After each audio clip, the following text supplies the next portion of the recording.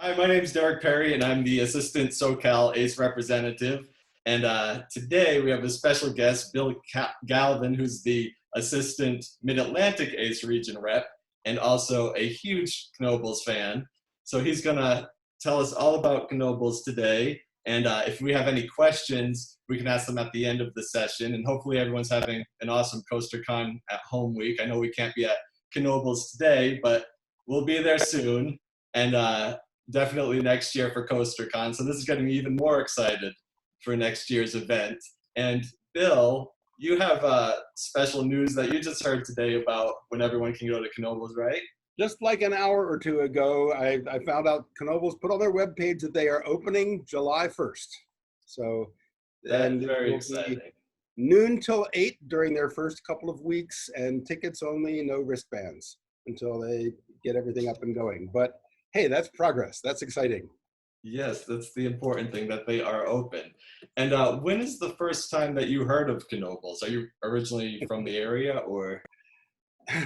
I grew up in Maryland, and I went to Hershey Park a lot as a kid, but I never heard of Knoebels. But I've been a coaster lover and enthusiast my whole life. And back in 1981, I was at I'm involved with the Presbyterian Church at the General Assembly of the Presbyterian Church, which was in Houston. And I had already been to ride the Texas Cyclone. And so I had to leave that meeting for a day to go to Astro World to ride the Cyclone. And a woman who was there, who was from Pennsylvania, she said to me, "Have you ever heard of Knoebels?" And I said, "No." And she was really into carousels. And she was saying, "Well, it's a really nice place." And I said, my first question was, "Do they have a wood coaster?"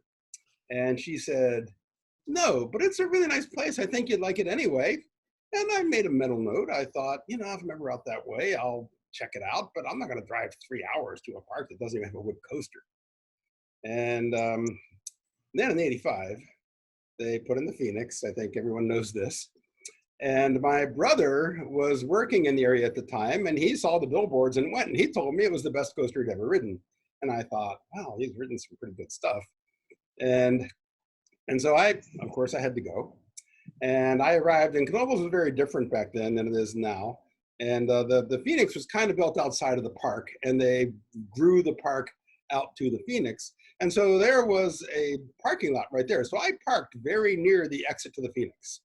And John Moyer, who had actually gone to Texas and helped dismantle the rocket, was hanging over the railing of the exit ramp. And he said, "Well, we're going to open a little late today, but park that way and go, enjoy."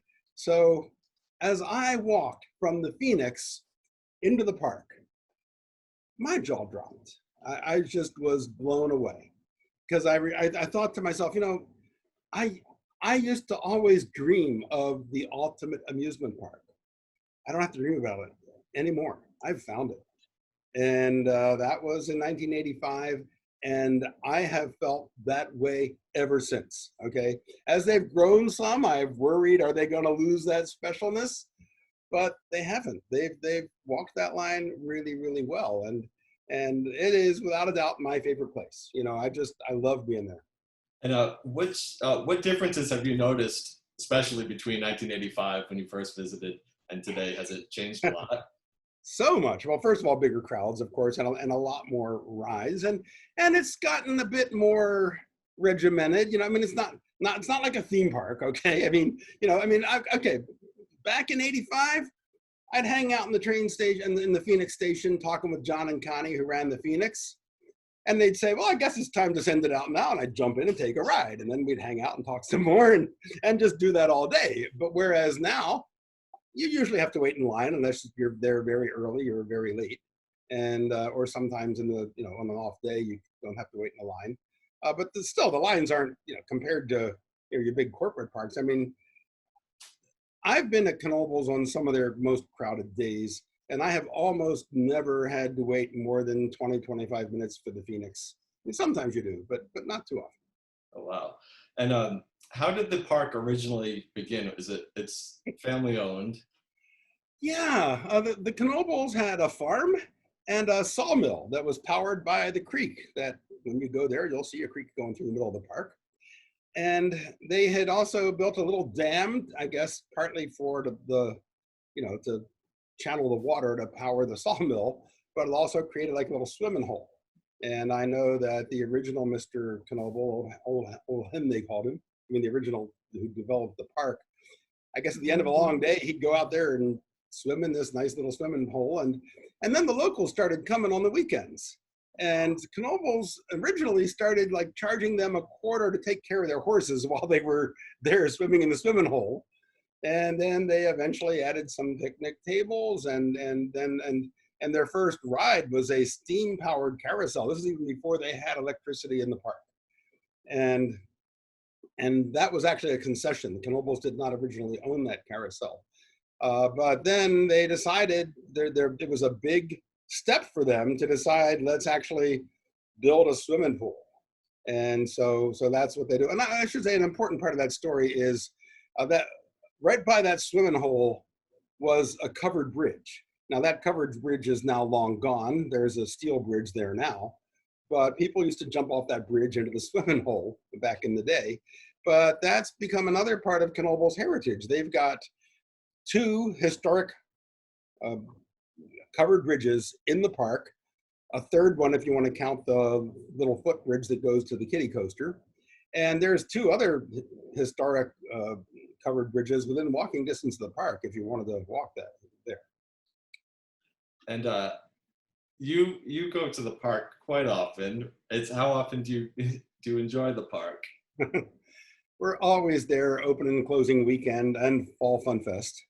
And we get a cottage right behind the Phoenix for 2 weeks every summer. We go 1 week from today. We're going to Knoebels. We're so happy we're really going to get to go. And that's been a family tradition forever. And then we go as much beyond that as we can. I mean, I usually go and camp or get a cottage, but sometimes I go for a day. It's about a 2.5 to 3 hour drive, so it's a long day. But I'll do that sometimes. Worth it.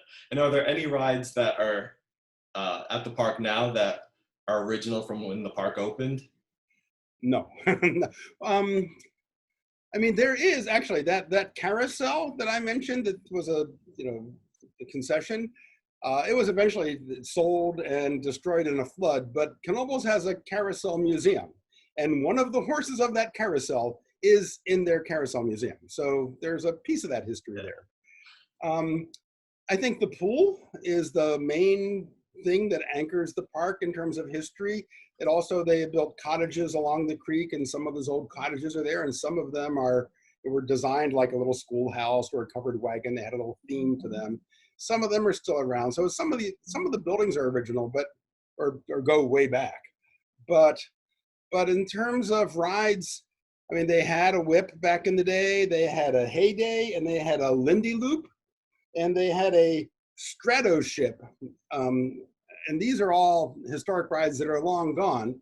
But the whip has been replaced by a bigger whip. The original whip was not under a cover. So probably among the oldest of the rides that are there now. Certainly that whip, which dates, I think, to the 40s, and some of the other rides of the 40s, the carousel, the Grand Carousel at Knoebels, they bought that. They bought that just days before Pearl Harbor. It was at a park in New Jersey. And so they dismantled it and brought it out to Knoebels, but they didn't actually get it set up and running till after the war because of rationing and all that kind of stuff going on. But, so I think the oldest rides currently there are probably from the 40s. I don't know that anything older than that is still there. But there is a miniature steam train that's now called Old Smoky.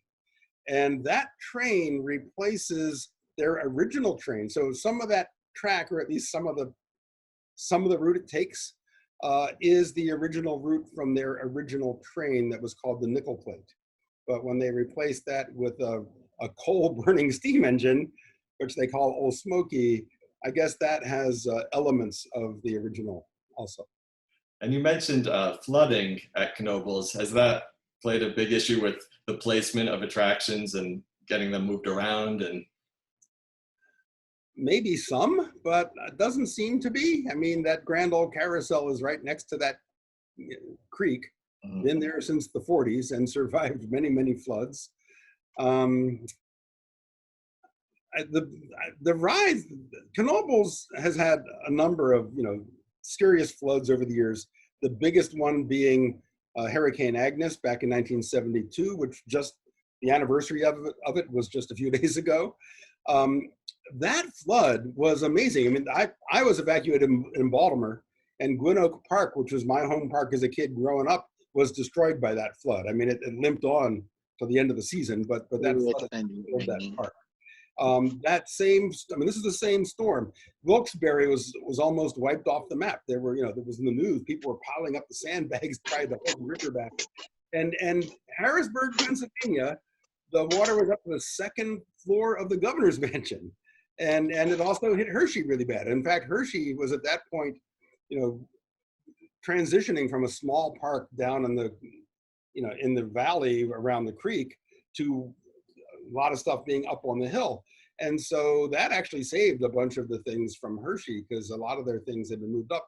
And Hershey lost, the old mill at Hershey was destroyed by that flood. And a number of rides at Hershey never came back. So it was a major flood throughout the whole Northeast.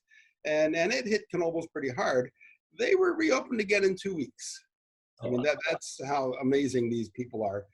And although I've never been there during a flood, they had a pretty bad flood a few years ago that happened in the fall when they were only open on weekends. And they were closed for 1 weekend.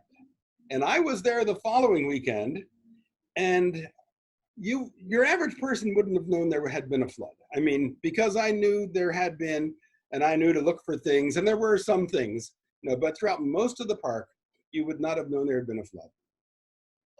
And we all have noticed your Phoenix shirt. Oh, yeah. Which is the pride and joy of Knoebels. So tell us about the Phoenix and what you love about it. Airtime. Anybody who's been on it will tell you. Airtime. Well, then that's something else. Because I remember when I pulled into that parking lot and looked at the Phoenix, and my brother had said it was the best coaster he'd ever ridden, and I looked at it and I thought, really? It really did not look like it was the most impressive coaster I'd ever ridden.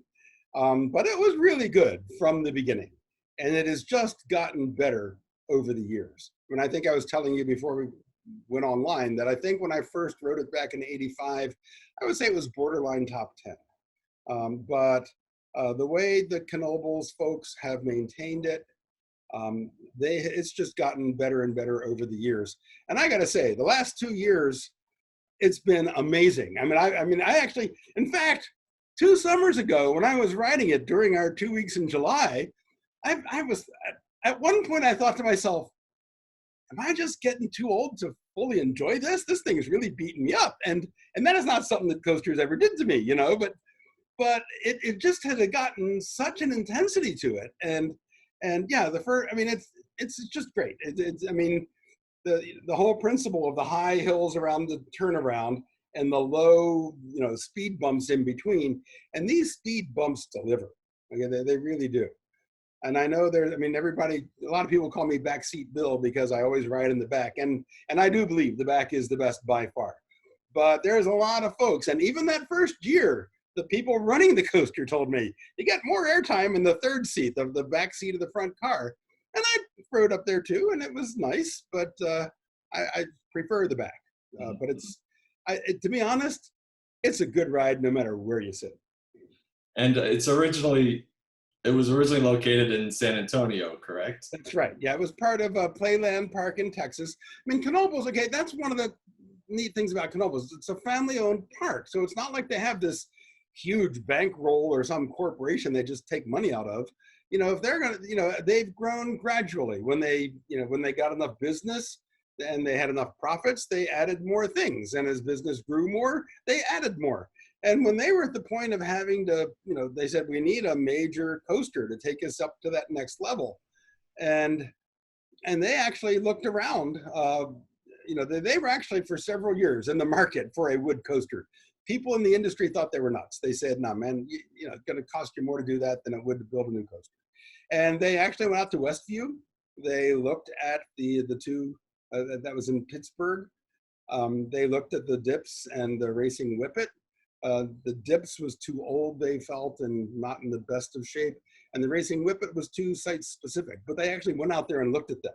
Okay, and there were other coasters they considered, but they talked to Sam High at PTC, who knew a lot about what was out there because PTC had built a lot of those things, and he was aware about the Phoenix. I mean, about the, well, it was the rocket when it was down in Texas, and at least one enthusiast I know about, Ricky Somerset, had been there and had ridden it and thought it was good, and had actually visited Knoebels and encouraged them to check it out. So hearing that from an enthusiast and hearing that it was solid and in pretty good shape from the guy who ran PTC at the time caused them to seriously look at it. And yeah, they did what seemed impossible at the time. It hadn't been done like since the 20s, I think. But they went down there and they took it apart piece by piece, numbered all the pieces, put it on a bunch of trucks, and drove it up to Pennsylvania and put it back together. Did they have the original blueprints when they did that, or were they just? They did get blueprints from PTC, yes. Mm-hmm. I love the Phoenix. I was so looking forward to riding it this week. It's been a little while. I haven't even been on Flying Turns yet, and I heard wonderful things about it. So what was the idea behind getting the Flying Turns to a wooden bobsled coaster, which we haven't had for years? It must have taken a lot of planning and work to get that open. Well, it took a lot of planning, sure. I think everyone who's paid much attention knows that they actually broke ground in 06, I think, and it opened in 13. Yeah, in 2006 is when they started building it. It didn't open to the public until 2013. They sent the first test train down in July of 2007 actually while we were there. We were there when that happened, but we of course couldn't ride it or even get up close while they were doing that. But it just took that long to tweak it. Dick Knoebel had ridden the Flying Turns at Cleveland. Why am I blanking? The great park, not Idora. It'll come to me. Anyway, train or the Flying Turns that is constantly referred to as the best Flying Turns ever built was and I don't know why I'm blanking on the name, but anyway, he rode that one and it very much impressed. Pardon? Euclid Beach. That's right. Yes, Euclid Beach. I'm muting again. I just jumped in because I didn't want to watch Mr. Galvin struggle there. Okay, yeah. Thank you. Yeah, no, it's like, I don't know why I blanked on that, getting old, I guess. But yeah, he had ridden that one, and like I say, it really impressed him. So, and I guess, as I hear, it was John Fetterman who actually designed the Flying Turns and the Twister based on previous blueprints. John Fetterman told me that they were over in England for some kind of meeting, of amusement park meeting, and they went to Blackpool, and they were riding the modern version of the Flying Turns that Blackpool has. The only ride like that in the U.S. would be the Avalanche at King's Dominion, but they were riding that one, and they decided, yeah, let's do it. And so they worked at it, and it took a long time and took a lot of work, because they could have probably got the thing running in 07 or 08 if they wanted to compromise it, but they were determined to not compromise the quality of the ride. But at the same time, safety standards are a lot different now than they were in the 30s. And there's other things that, like, for example, ball bearings are better now than they were in the 30s. And so they found it was running a lot faster than they anticipated. So there were just all sorts of things like this that they had to work out, which is why it took so long. And when's the first time you were able to ride the Flying Turns? Well, the day before it opened to the public in October of 2013, the weekend of the Fall Fun Fest, they had a preview night for coaster enthusiasts to come and ride it the night before it opened to the public. And right before that preview night, they had a photo shoot. And my daughter, Krista, who is somewhere in this group of people, I saw her, and I were able to ride it along with a couple other folks. And then a bunch of people took pictures of us. And in fact, you've probably seen this Many of you may have seen this picture. It was billboards and things like that. That's Krista in the front seat, me behind her. So, and that was, yeah, the very, very beginning before it was open to the public. That is very awesome. And Krista had a marathon on Phoenix, right? Yep, yep. Yeah, she was 9 years old. And you all might remember there used to be a TV show, maybe it's still on Nickelodeon, called Figure It Out. And it's when kids, it's like an old What's My Line show for the people who are older and remember that show. But kids who had done cool things would come on, and the panel of kid stars would ask yes or no questions, trying to figure out what you'd done. And so Krista, decided to try to marathon. And I thought, well, I bet Dick, yeah, when she was trying to figure out what to do, I'm the one who actually proposed that to her. And I said, and I bet Dick Knoebel would let you do it. And so when we do, as you know, we get this cottage every summer, and a big payment is due in like the end of February or something like that. And rather than mail it in, I drove up in the middle of winter and went to the office and asked to talk to Dick. And I pitched the idea to him.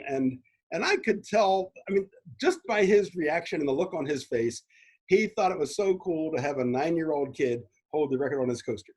And so they approved it, and he did it. And, it all worked out. And Krista rode 266 rides in a row. And she could have taken more breaks than she did based on the Guinness rules. And Buddy Knoebel came and rode with her for the final 2 rides. It was a very, very special day. That's actually one of my, that's probably my favorite experience ever at Knoebels. But there's a couple other things I should tell you. I mean, obviously you get the idea. I'm there all the time. I know everybody, but that's not always been the case. Back in '85, I was just some guy who showed up who liked coasters, and John and Connie, who ran the Phoenix, pointed out to me who Dick and Buddy were. So I was aware of who they were. And whenever I'd see them in the park, I would make a point of telling them how much I liked the park and how nice it was.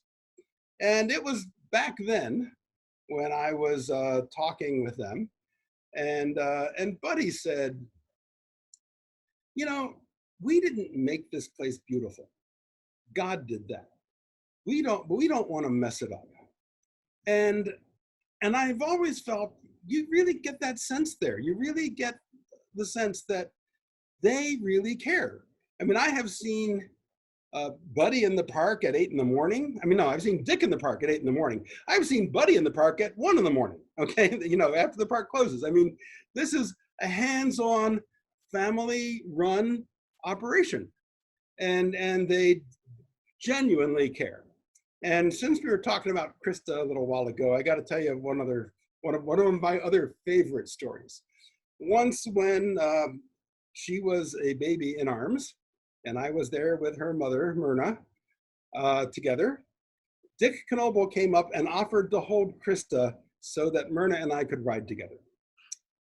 And that's also another very special memory from Knoebels. It's personal. And the other thing is, I mean, who's going to try to build a flying turds? I mean, this is something that came out of a labor of love because of their experience and their passion for what they do. And the same when they built the Twister, okay? I mean, they did not go out and hire some coaster company to come in and build a coaster, They knew Mr. Twister was a famous ride. They had gone out there and checked it out. They got the blueprints. They had John Moyer, John Fetterman, who is on their staff, take those blueprints and rework them for their space. And then they hired local contractors and their staff to build it. This is just not what amusement parks generally do. And it's that kind of thing that makes Knoebels, so much different from all the other parks. Did you ride the original Mr. Twister at Elitch Gardens? Yep. How does it compare to this Twister? Okay, Knoebels is a mirror image, and it's a little bit bigger, and they modified it a little. And I will say that from the top of the lift hill to what Knoebels calls the lower campground turn, it is very, very, very similar. Prior to the top of the lift, Knoebels is a much better ride. And after that turn, they're different. They're both good. I think I might have preferred Elitch a bit better, but they're both good. But we can't have that one, so this one's perfect to ride. And I assume you've been on the new Twister at the new Elitch Gardens. Yeah, yeah. How did no? No. Very different experience. Not even close. No. The last time I was at Knoebels was before Twister opened too. I need to get back. I was so excited to go back there this year. The first time that I learned about Knoebels, we were on a family road trip, and it was 91, and we were going to ride Steel Phantom at Kennywood. And we saw, when we were exiting Steel Phantom, we saw a sign for an ACE event. And we were like, oh, we need to go talk to them. And we talked to Bill Linkenheimer and everybody. So we joined the event, and they said, you have to go to Knoebels on your way back to Rhode Island. You have to go. And we fell in love with the place, which I'm sure most of you have. And for the people who haven't been to Knoebels, what makes Knoebels such a special place, do you think? It's so different from a lot of the other parks. I mean, some of those things I talked about are the attitudes of the management that make the difference, okay? But it is, I mean, when I first went, that first year, their brochure, their slogan was, Knoebels is real. And that really struck me. It strikes me as real. I mean, there are trees everywhere, you know, and the rides, it's not like, I mean, sure, there's paved areas and there's clearly places to walk that are clear pathways, but it's almost like stuff's put there randomly, you know, and you walk you wander around and find stuff, and it's just an amazing collection of, you know, historic rides. You know, they built half of what they've got there was other people's junk. Okay, they bought it and they fixed it up and made it great and made them all very good rides. And then they've also got a nice collection of new rides from the manufacturer. I mean, that's what makes it so special, is it's got a really good combination of both of those things. And I got to mention, I mean, of course, most people know about, you know, the flyer at Knoebels, which is they actually got from Kennywood Park. It's a flying scooter, for those of you that don't know what that is. You check that out if you don't know what it is. That is the best ride of that type around, in my opinion. It's just amazing, and yeah, they run it right. They have a looper. It's the only park in the country with a looper, and a lot of people don't even know what a looper is, you know.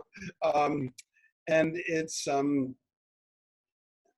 but Knoebels, I remember when it showed opening weekend, I saw it there on a truck. You know, it was all rusted and messed up, and they worked at it all summer.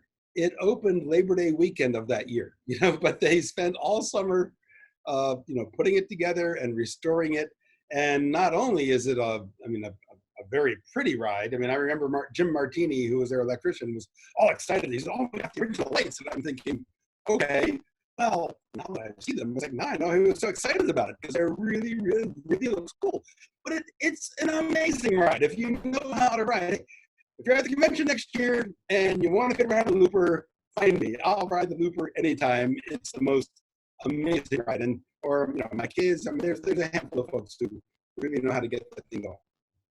And I love, like you said, I love that they're all about preserving and relocating, and they don't just get rid of a ride.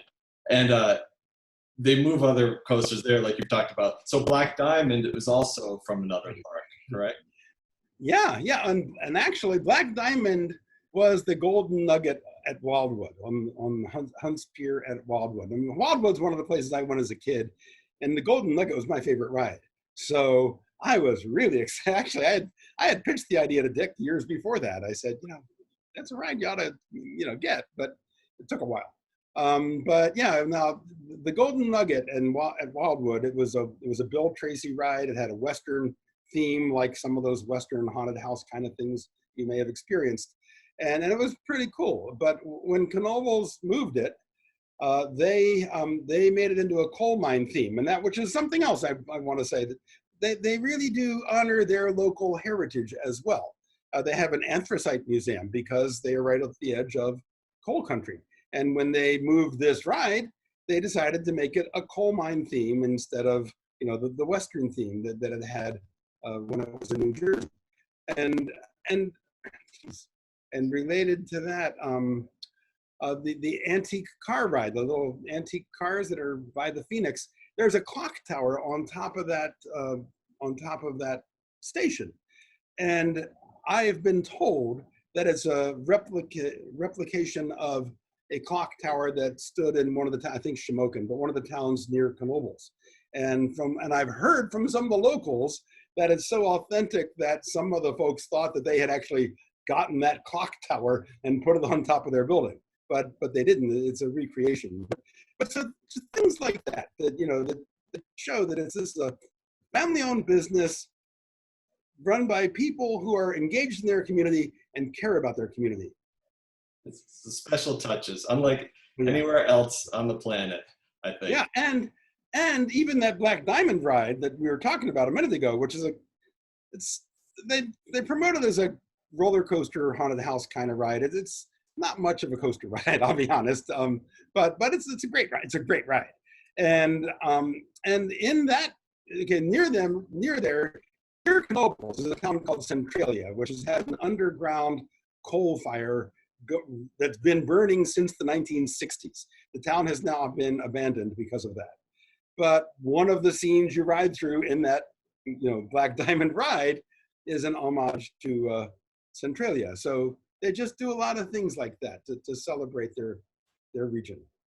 So next year, when we all go to Knoebels for CoasterCon, are there any special gems or anything you haven't mentioned that everyone should check out? Well, of course, the bumping cars are the best bumping cars in the country. So you got to do the bumping cars, especially do it with a bunch of acers who are into bumping cars. You'll be blown away.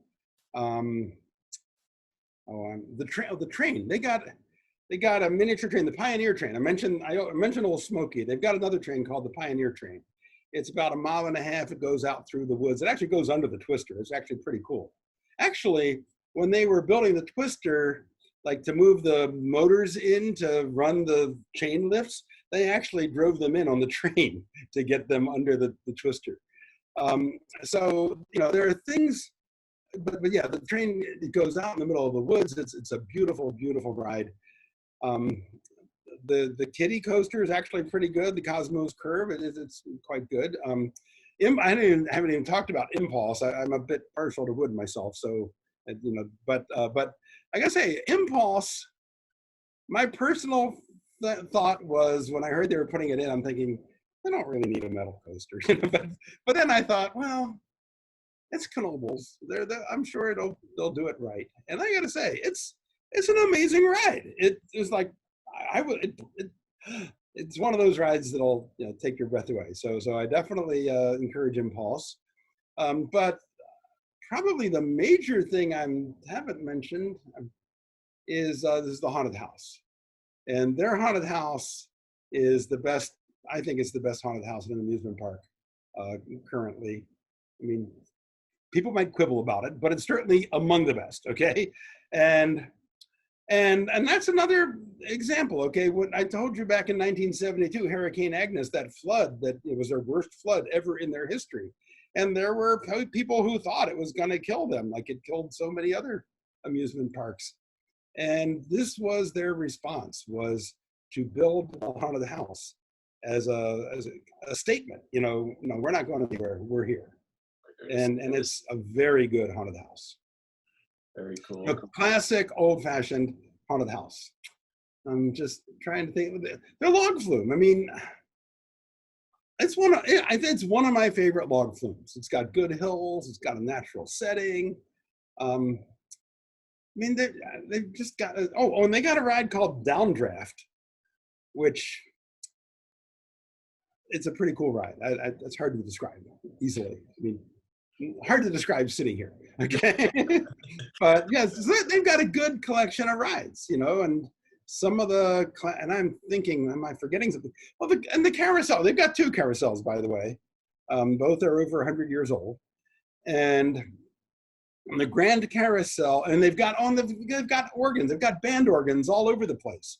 You hear that classic old-fashioned band organ music throughout the park. It just creates a beautiful, wonderful atmosphere. And the Grand Carousel still does rings. I mean, most people younger than me don't even know what rings on a carousel is, but what they are. But you can still do it at Knoebels. And if you get the brass ring, you get a free ride. I mean, this is classic. It's awesome. And I'm sure everyone has tons of questions they want to ask you. So if anyone does have questions, you can put it in the chat in the Zoom room, and also in Facebook Live, you can put a question there. And but I wanted to ask you about the photos behind you. Did you take those? I did take these pictures, yes. That's Pontchartrain, the Zephyr Pontchartrain in New Orleans. That was taken probably the last day it ran. My brother and I went down there for the final rides. We loved that ride. It was a great ride. And this over here is a park you would have been at this week, although it doesn't look like that anymore. That's Hershey Park.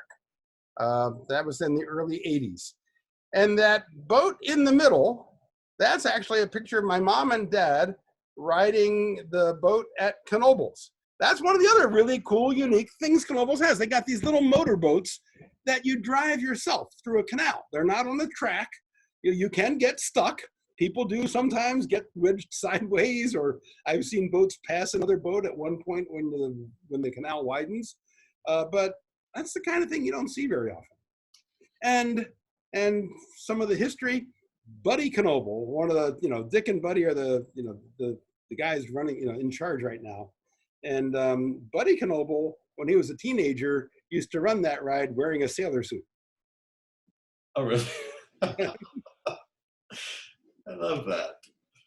Staying in theme. And Owen is asking about Whirlwind. Do you know where that was relocated to? I don't know the name of the park. Okay. And just so you know, the Whirlwind was a looping coaster. It was the first looping coaster. Okay. Yeah, we didn't even talk about some of these coasters, but when I first went, I talked about the Phoenix, but they also had a ride called the Jetstar. The Jetstar was a classic Schwarzkopf Jetstar. And they got it from Coney Island in the 70s. And they took that out in the 90s and replaced it with the Whirlwind, which they got from Rye Playland in New York. And after its time at Knoebels, it went to Costa Rica, where it's, as I understand it, it's running in a park, and this park, the proceeds from this park support a children's hospital. So that's where the Whirlwind went after it left Knoebels. And thanks to Carol, and it was relocated to Costa Rica. Mm-hmm.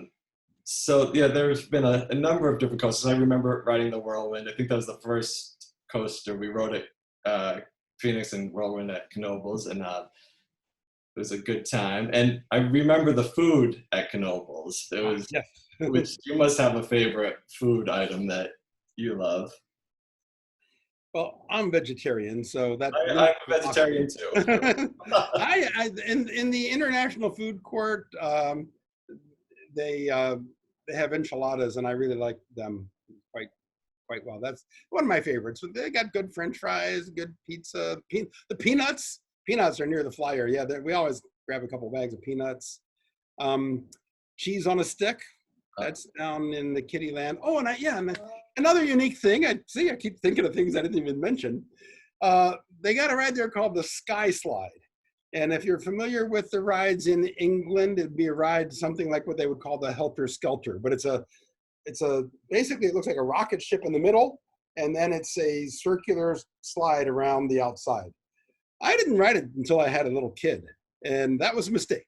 Okay, so that's a ride worth checking out. It's a good ride, especially if you get it after it's been waxed or whatever they do to speed it up. It's a pretty amazing ride, and you could actually get a friction burn if you're not careful. But that ride, the history of that ride is pretty interesting because, again, like I said, it was a family operation. They would do what they could as they had the money to do it. And they built a rocket ship ride. Some of you may have seen some of these rocket ship rides. They used to be all over the place. And you basically would sit in a long cylindrical tube, and there was a movie screen at the front, and the tube, and the tube would move a little bit and vibrate as you were watching a movie of flying through space. Okay, Knoebels, as I understand it, they built this ride themselves, and it was the first ride like that. They like used a dump truck to get the tilt on the rocket, and and just different things like that. This is long before my time, but I just know this history. And when the ride fell out of favor, they decided to stand it up all the way and build a slide around it. So once again, and another example of reusing things and not throwing things away. They don't throw things away there, and that reminds me of Derek Shaw, who I think is listening. He did an article for Amusement Today recently, a year or two ago. Knoebels has a pretty robust recycling program, and that's happened since we started going there. But we're glad to see it, and they do a lot of recycling. Their recycling building is recycled. They bought it from a recycling plant that no longer needed the recycling building. So yeah, Knoebels is all about recycling. We love that, and we love that they have vegetarian options. Lots of great stuff, and they have an awesome sky ride, right? Of course, yes. That's one they picked up from a ski resort, and it goes up the mountain. I think it's a 13-minute ride. Oh, wow. And and beautiful views coming down. They told me the reason they did that is when they were building the Twister, which is 110 feet high, I believe. When they were up there working on the Twister, and they were up there taking in this valley and the beautiful scenery, and they thought, we ought to have some way for other people to enjoy this. So that's what inspired them to do the sky ride up the mountain and coming down. It's really, really beautiful, especially at dusk when the lights are coming on and things. Gorgeous. And your grandson is on here, and he was asking what would have been your first ride that you went on next week. Next week, probably we're going to ride the train, Fallon. Yeah, it's his favorite ride, and we all love the train. So yeah, I think that's probably what we're going to ride first. And if anyone has a question, you can raise your hand. There's a little raise your hand emoji, or you can just unmute yourself and ask a specific question if you like. I know my brother is on here, and he corrected me. He said, we didn't go on Whirlwind our first visit. It was on a return visit that we went there because it didn't open until 1993. So thanks for the correction, Doug. Does anyone have a specific question right now? I'm checking Facebook Live as well. Let's see.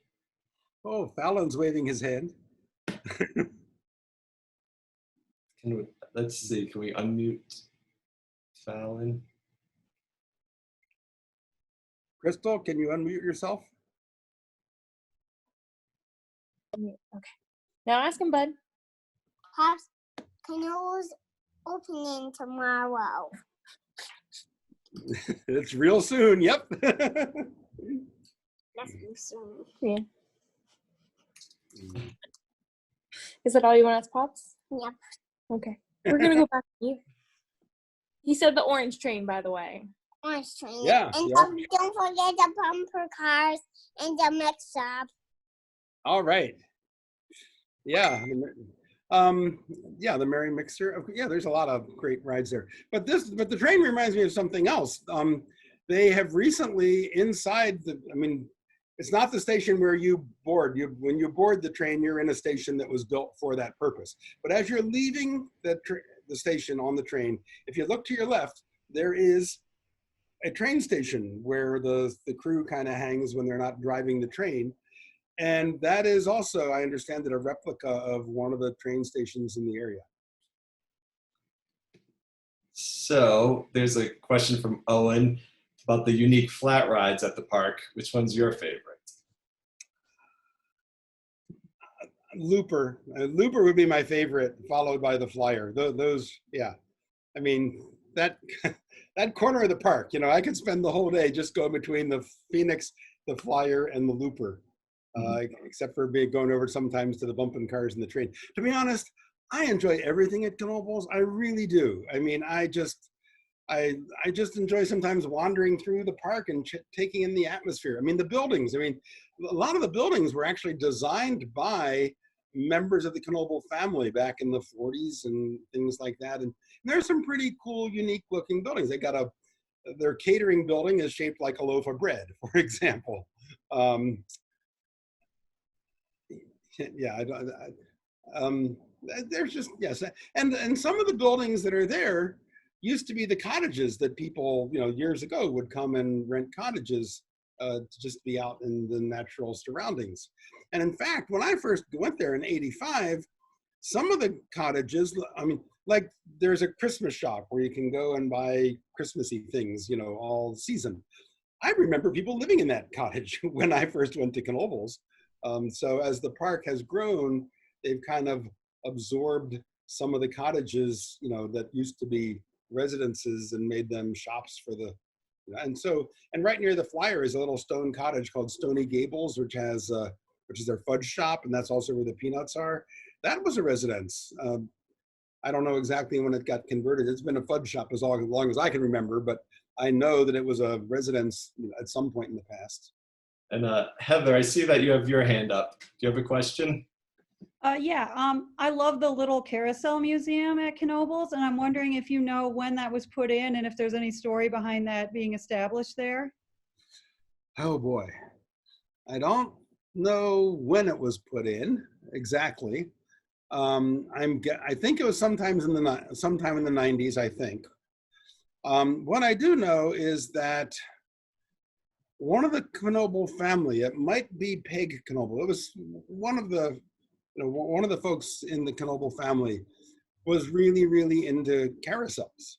And she herself had a personal collection of carousel horses that she had accumulated over the years. And they decided at some point to, do this museum for people. But yeah, it's really nice. I would encourage everyone to check it out. It's actually got a horse from the Derby racer that used to be in Canada. There's only a couple Derby racers left. There's a horse of one at Knoebels, and some other really unique stuff in that Carousel Museum. When I was a kid, I hated to go into the barber. There are actually barber chairs that were carousel horse kind of things that were actually barber chairs. And they've got a couple of them in this museum. It's really pretty cool. I mean, it's not a real big museum, but it's got some really cool stuff and showing some very historic rides, showing how how they've deteriorated over the years. Some of them are in really bad shape to show how badly they were deteriorated. That's one of the special places. Yeah. Oh, thank you very much, Bill. Oh, and there's also a Knoebel History Museum, which is behind the Anthracite Museum. And as I understand it, they revamped it this year. And of course, nobody's been there this year, so I don't know what it looks like now. But they used to have a timeline and pictures of the past and things like that. And I assume it's still something like that. And I believe the museum I'm reading opened in 1992. Oh, okay. And I want to welcome Dan. Hi, Dan. Do you have a question? Yes, I do. So, are you there? We can hear you loud and clear. Great. So, just wanted to say, I'm one of those newbies who's never been to Knoebels. It's my total bucket list, and I was looking forward. I've had talks with my friends about let's do Phoenix Fall Fun Fest for years. We thought we were going to go do it this year. Not going to happen, but it will happen next year. So I am just envious, and I just hear about Phoenix. I hear about everything else. So I just got to say, I'm just I don't know. I'm totally like, I'm totally jealous because I miss the whole experience of what's supposed to be Knoebels. Okay, so there you go. Well, it's not too late. Okay. And yeah, and you mentioned Fall Fun Fest. I mean, that's okay. That's become a huge, huge event. Okay. And it's Right. actually one of the most crowded weekends of the year for Knoebels now. But when it started, I mean, I remember the very first Fall Fun Fest, there were about 50 of us. They were only running one train on the Phoenix, but everybody got a double ride. And the special and the special rides were triples and quadruples.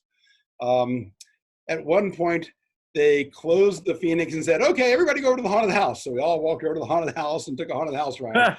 They said, "Okay, everybody go over to the carousel." And we all went over to the carousel, took a carousel ride. You know, then we all went back to the Phoenix. But it was just the Phoenix, and then also the Jetstar. But that was it. You know, the park back then by October was closed down for the season. Like a lot of traditional amusement parks, they would be open through Labor Day, maybe 1 or 2 weekends, and then pack up for the season. And then they started doing this covered bridge festival, and that actually was going on before they put in the Phoenix. And then they put in the Phoenix. Right. And you know, me and my brother went that weekend because John Moyer said, "Hey, they're going to run the Phoenix this weekend." So we went. My brother was on the Phoenix train every time I left the station the whole weekend. And I missed a couple to go to the bathroom or something. Well, And stop that. Anyhow, I want to tell everyone that's on the line that I am like, Knoebels is on my huge bucket list of everything I've done with CoasterCon all these years. For 17 years, never been to Knoebels. So I was looking forward to it this year, but I look forward to it next year. And I oh God, I just can't wait. So I'm just saying that. All right. There you go. We'll ride the Phoenix together next year, Dan. yes. And the Stratosphere drop tower, if you feel like. Oh yeah, I didn't even mention that. That's one of the best drop. Oh wait. Derek, you know how I feel about drop towers, so shut that up, okay? Knoebels is the best drop tower currently running that I've experienced. Okay, perfect. um, I don't do drop towers, but there you go. Okay. I mean, I've been to most parks in the country, you know, and I got to say, I fell in love with Knoebels my very first time there, and I have been there multiple times every year since. I mean, I love it so much. And some years, you know, I'm actually not these days with kids and grandkids, I don't get to travel like I used to for parks. And I am perfectly happy hitting the parks in Pennsylvania as long as I can get my, you know, my good dose of Knoebels. I mean, you know, Knoebels, I mean, yeah, it's just, I get to Knoebels as I get. And I've just, with it my first, when I've gone there in the middle. I look forward to next year and find, you know, been talking with friends about going for years and years. So someday my bucket list, huge bucket list, Knoebels. Criminy. Let's get there. Damn it. Okay. Make it happen next year for sure. Yes, definitely. And Tim has a question about the Phoenix station renovation. You heard that it had to be modified from what you saw at East Coaster. Have you had the chance to see the new Phoenix station yet? I have not seen it. I have seen some pictures of it, but I don't know. I don't know what it's going to be like. Of course, you know, it's been modified before. I mean, you know, I remember when the ramp that you all know was wider and all the way up, and you went up and turned around by the big wheel, and you gave your tickets to somebody who was right there next to the guy running the Phoenix. I mean, so this is not the first time the Phoenix station has been modified. I've been told by people who work there that, I mean, the main reason they're doing the modification is the line would a lot of times like go out into the midway, you know, halfway across the midway to the chalet. And that was just, they wanted to get rid of that. And so what they've done is basically done, I think, as I understand it, just 2 zigzags, you know, back and forth once inside the brake run turn so that they can get rid of the long line sticking out into the midway or into the park where people are. So that's the change they're making. I haven't been there to see it myself. I've been told that they want to maintain the integrity and the feel of the Phoenix station. So I'm hoping that that's what they did. In fact, given their history, I'm pretty sure that's probably what they did. Awesome. And Coaster Keychain, I like the name. I saw your hand up. Do you have a question? Yes, I do. Hello. So do you know what safety precautions Knoebels is making, you know, to make the park safe from the coronavirus? It's on their webpage, but they've got sanitation stations and specials trainings for all the staff. And like I said, they just posted this today, and I glanced at it, but I haven't looked at it in depth. But I know they've done those things. I would imagine there's also going to be social distancing in some of the lines, although I have not actually read the thing that they put out. Okay, thank you. But it's on their webpage. If you go to Knoebels' webpage, they tell you on there what they're doing. Okay, yeah. Thank you. That was cool. Are there any other questions that anyone has? Oh, I see Doug has a question. Hi, Doug. Yes. Hi. Really enjoy Knoebels. It is really a nice amusement park. It's really wonderful. And it's very nice. It's like a hideaway of an amusement park. And I really like their coasters, their food, and everything I like. Do you have a favorite ride there, Doug? Oh yeah, it's the Phoenix. Mm-hmm. And also I like the new Impulse. And also the Twister I really liked. Good rides to check out. Yes. Mm-hmm. Thanks for joining us today. Mm-hmm. And, It's all good. It really is. Yeah. Mm-hmm. and if anyone else has any questions, let me know or unmute yourself or raise your hand. I'm just checking the Facebook Live, and if anyone has anything, let's see. And I know is there anything else that you want to let us know about with Knoebels, or any special things to say before we get going? Mm-hmm. You didn't mention the Ferris wheel. So let's talk about the Ferris wheel. They've got a rather big Ferris. They used to have an Eli wheel, but they took it out and replaced it with a really big, pretty big Ferris wheel. My granddaughter, I think it's one of her favorite rides, so I have to mention that. Oh yeah. Yeah, and no, it's just the atmosphere, yeah, and of course, you know, there's the campground right there. There's lots of cottages. Of course, it's hard to get a cottage because they're booked up all the time, you know, and their policy is once you have it, as long as you don't screw it up and you pay your deposit, it's yours in perpetuity. So you got to wait for somebody to decide they're not going to do it anymore.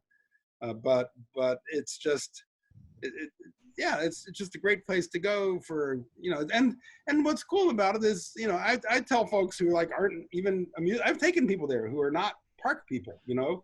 They say, I don't like amusement parks, but they go to Knoebels and they say, yeah, I did like that. And I tell folks, you know, if all you want to do is like ride the carousel and, you know, spend some time, the only thing it'll cost you is your gas and maybe $1.75 or something for the carousel. You know, it's just nice. You can go and hang out for a few minutes and grab food. In fact, I hear that some of the locals, that's what they do. They go there for the food. Then while they're there, they take in a couple of rides. You know, for people that live a further distance, you're probably going to want to do more than that. But it's nice that that's an option for people.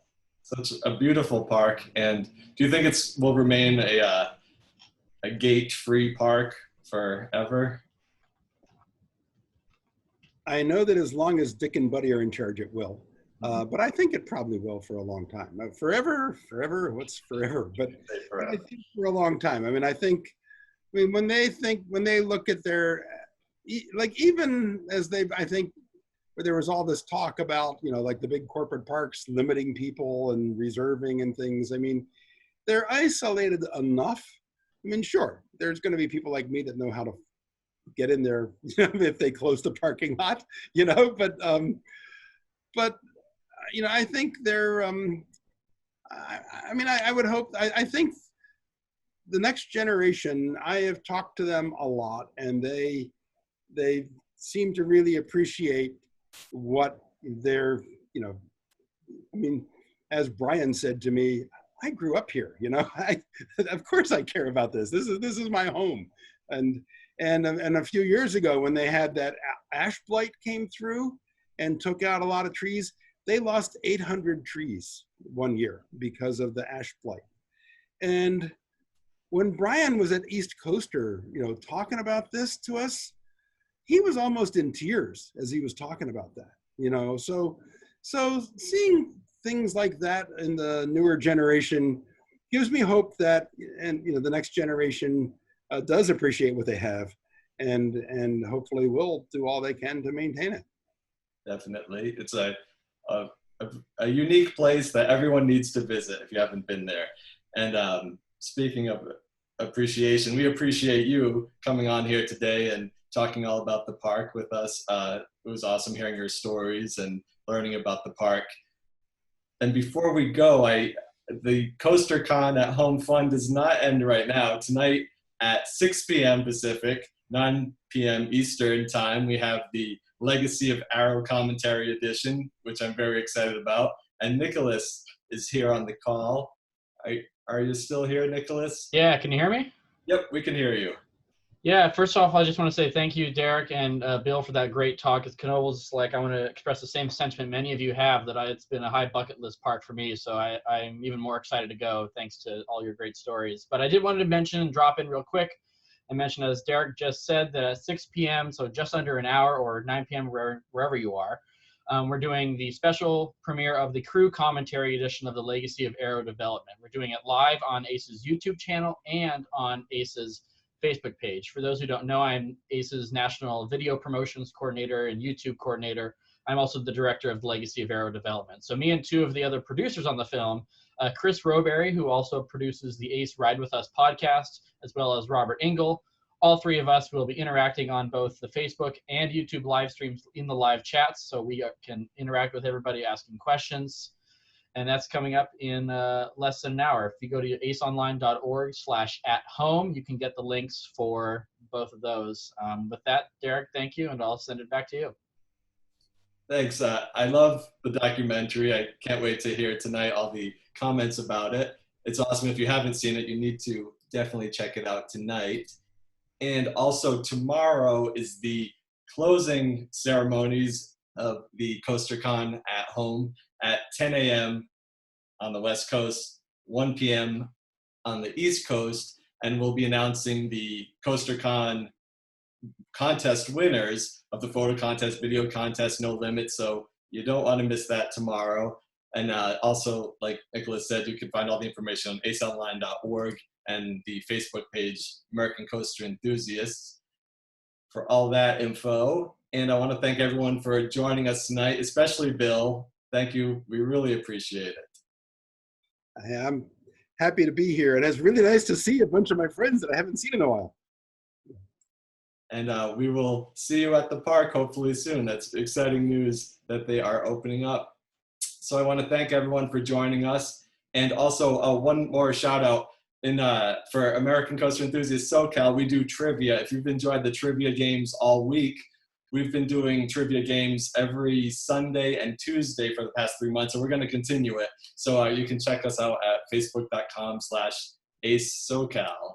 And don't forget aceonline.org for all the information on the Coaster Con at Home tomorrow. So thank you very much, everybody. And don't forget to watch the documentary tonight. Have a good night.